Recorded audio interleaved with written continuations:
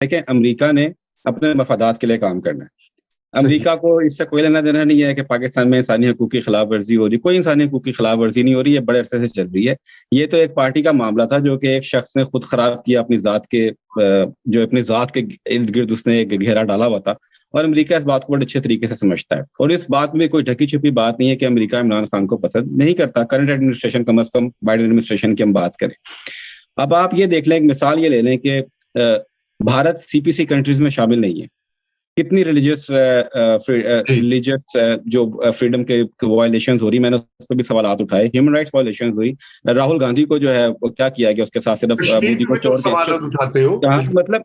लेकिन वो अमेरिका को इससे कोई लेना देना नहीं है ना, तो वो सीपीसी कंट्री में शामिल है। मोदी साहब आ रहे हैं, वो आपके कांग्रेस से खिताब भी करेंगे, बाइडेन से भी मिलेंगे, ठीक ठाक किस्म की इज्जत दी जा रही है। तो अमेरिका के मफादात पाकिस्तान की मिलिट्री से जुड़े हुए हैं।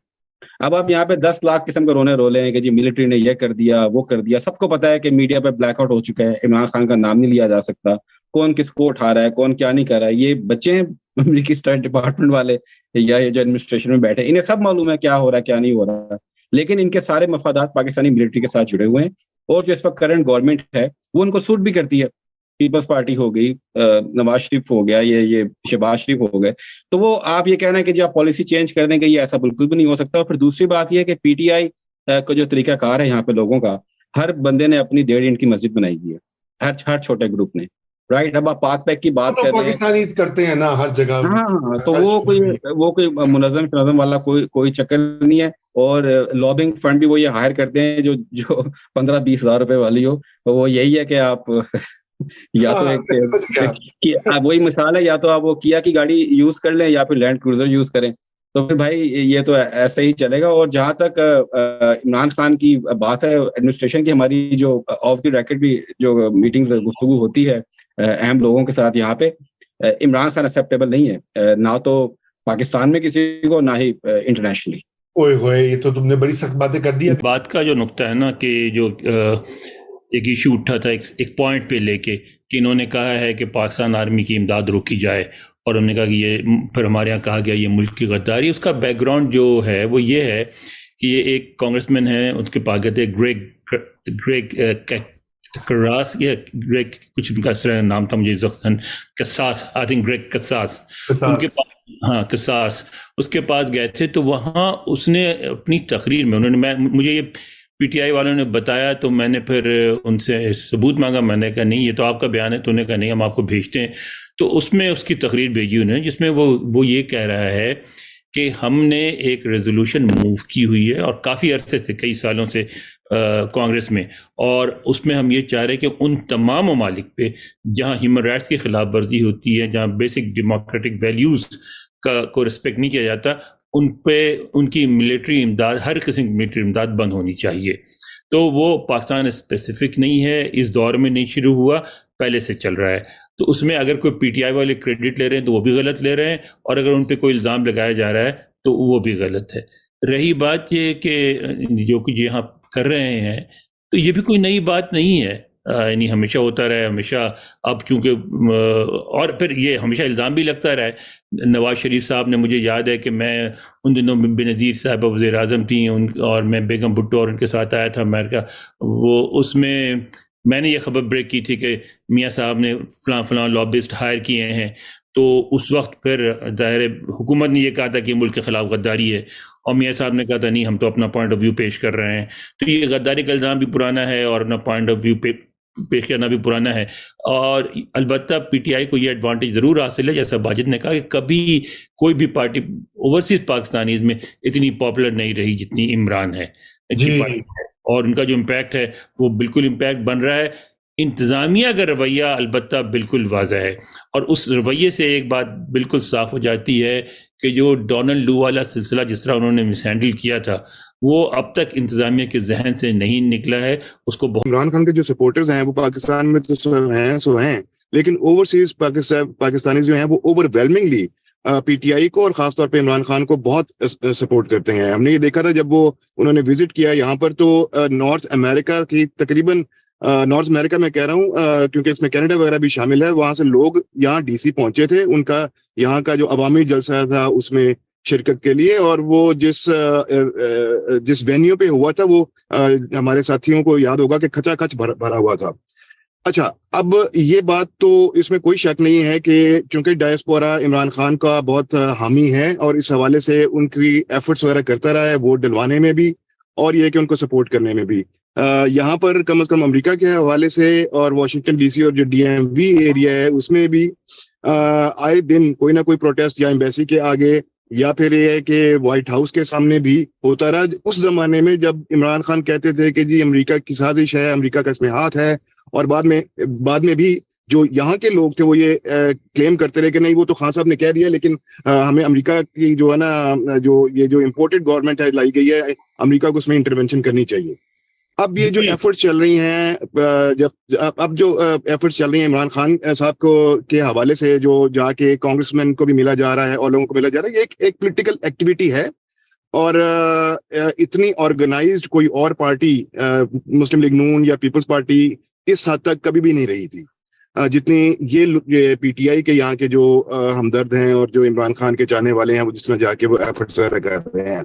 अब कांग्रेसमैन जो हैं वो जरूर सुनते हैं लोगों की, चाहे अगर वो उनके अपने कॉन्स्टिट्यूएंसी से आ रहे हों या वैसे आके ह्यूमन राइट्स के हवाले से या लॉ ऑर्डर के हवाले से या और जो दूसरे मुल्कों के अंदर जो भी कंसर्न होते हैं उसके हवाले से उनको सुनते हैं। ये एक बहुत नॉर्मल एक्टिविटी है। लेकिन हाँ, पीटीआई वाले और ये कि पाकिस्तान में जो पीटीआई के करता धरता है वो उसको बहुत उछालते भी हैं। लेकिन बात यह कि आप जाके मिल तो सकते हैं। उन्होंने सुन भी लिया, लेकिन उसके ऊपर वो एक्शन क्या लेंगे? एक्शन एक ये हुआ कि यहाँ पे एक ऑर्गेनाइजेशन है पाक पैक के नाम से, उन्होंने कोई एक डे ऑन द हिल मनाया था। वहां पर उन्होंने अमेरिका ने अपने मफादात के लिए काम करना है। अमेरिका को इससे कोई लेना देना नहीं है कि पाकिस्तान में इंसानी हकूक की खिलाफ वर्जी हो रही। कोई इंसानी हकूक की खिलाफ वर्जी नहीं हो रही है, बड़े अरसे से चल रही है। ये तो एक पार्टी का मामला था जो कि एक शख्स ने खुद खराब किया, अपनी जात के इर्द गिर्द उसने एक घेरा डाला हुआ था।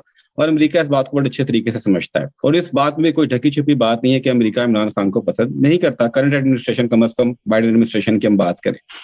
अब आप ये देख लें, एक मिसाल ये ले लें कि भारत सीपीसी कंट्रीज में शामिल नहीं है। कितनी रिलीजियस जो फ्रीडम के वायलेशंस हो रही, मैंने उस पर भी सवालात उठाए। ह्यूमन राइट्स वायलेशंस हुई। राहुल गांधी को जो है वो क्या किया गया, उसके साथ सिर्फ मोदी को छोड़ के, मतलब, लेकिन वो अमेरिका को इससे कोई लेना देना नहीं है। ना तो वो सीपीसी कंट्री में शामिल है। मोदी साहब आ रहे हैं, वो आपके कांग्रेस से खिताब भी करेंगे, बाइडेन से भी मिलेंगे, ठीक ठाक किस्म की इज्जत दी जा रही है। तो अमेरिका के मफादात पाकिस्तान की मिलिट्री से जुड़े हुए हैं। अब आप यहाँ पे 10 लाख किस्म के रोले हैं कि जी मिलिट्री ने ये कर दिया, वो कर दिया। सबको पता है कि मीडिया पे ब्लैकआउट हो चुका है, इमरान खान का नाम नहीं लिया जा सकता, कौन किसको उठा रहा है, कौन क्या नहीं कर रहा है। ये बच्चे हैं अमेरिकी स्टेट डिपार्टमेंट वाले या ये जो एडमिनिस्ट्रेशन में बैठे, इन्हें सब मालूम है क्या हो रहा है क्या नहीं हो रहा है। लेकिन इनके सारे मफादात पाकिस्तानी मिलिट्री के साथ जुड़े हुए हैं और जो इस वक्त करंट गवर्नमेंट है वो उनको सूट भी करती है। पीपल्स पार्टी हो गई, नवाज शरीफ हो गया, ये शहबाज शरीफ हो गए। तो वो आप ये कहना है कि जी आप पॉलिसी चेंज कर देंगे, ये ऐसा बिल्कुल भी नहीं हो सकता। और फिर दूसरी बात यह है कि पीटीआई का जो तरीकाकार है यहाँ पे लोगों का, हर बंदे ने अपनी 1.5 इंच की मस्जिद बनाई हुई है, हर छोटे ग्रुप ने, राइट। अब आप पाक पैक की बात कर रहे हैं, पाकिस्तानीज करते हैं ना हर जगह। हाँ, तो वो कोई मुनज़्ज़म शनज़्ज़म वाला कोई चक्कर नहीं है। और लॉबिंग फंड भी वो ये हायर करते हैं जो 15-20 हज़ार रुपए वाली हो। वो यही है कि आप या तो एक वही मिसाल है, या तो आप वो किया की गाड़ी यूज कर लें या फिर लैंड क्रूजर यूज करें।